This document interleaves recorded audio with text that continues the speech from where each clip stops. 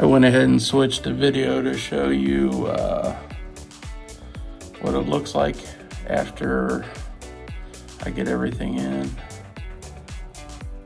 There's Bobo, aka Bozilla, climbing under his bridge there that we made for him earlier in the steps. Just thought I'd show him for a minute. Anyways, I'll give you a rundown on what we got here. We've got a Fluker's deep dome, and I've got a 100-watt Rip the Sun basking light in that. Back here, what I did, well, first of all, I'll show you these stands. I got these stands for 20 bucks a piece. They're to hang up usually a dome or something like that.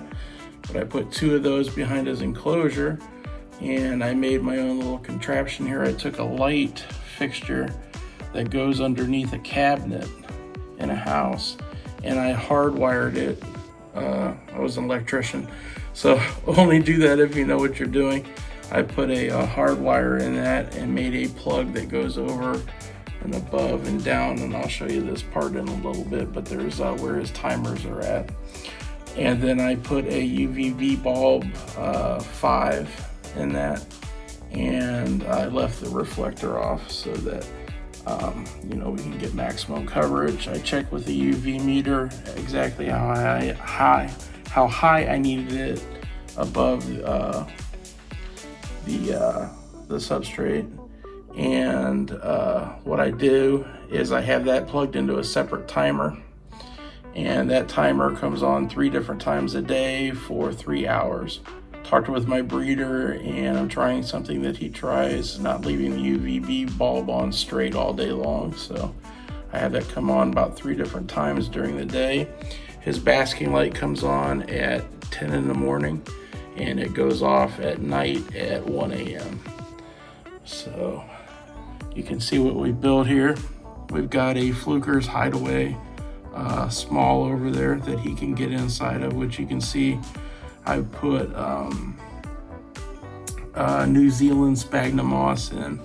Reason I use that and use it over here on the side is on the warmer side I can wet that, and it holds humidity in pretty well, so that when I check with my humidity gauge and stuff, everything's satisfactory over there. I added, you can see now, some fake plants. These are spider plants. He doesn't mess with them at all.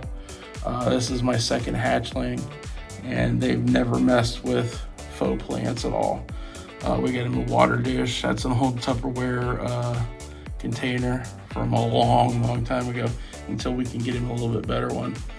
I have a couple of fake ferns there, just decorative, and I've got a feeding stone back here. I had it in one piece, and it all come in one piece. Then I cut it in half because I thought it was too big.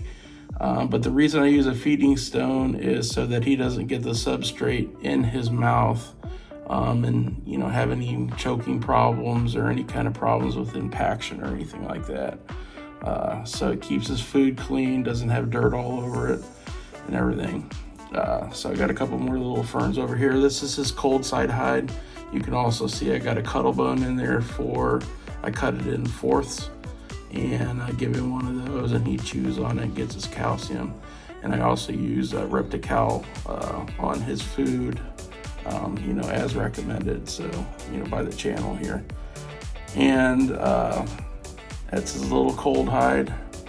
And this over here is just another pretend plant, just to give him a little bit of shade from the light when it is on. They do like to hide. I just put a little rock pile there, but you can see we made a little bridge.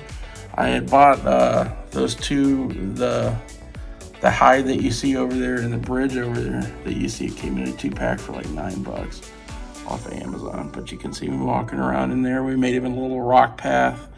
And I find it best to use these stones underneath of his basking light. These are just some flat stones that I found out near my house. And I just brought them in and washed them really, really good and dried them off. But I use those as a basking area.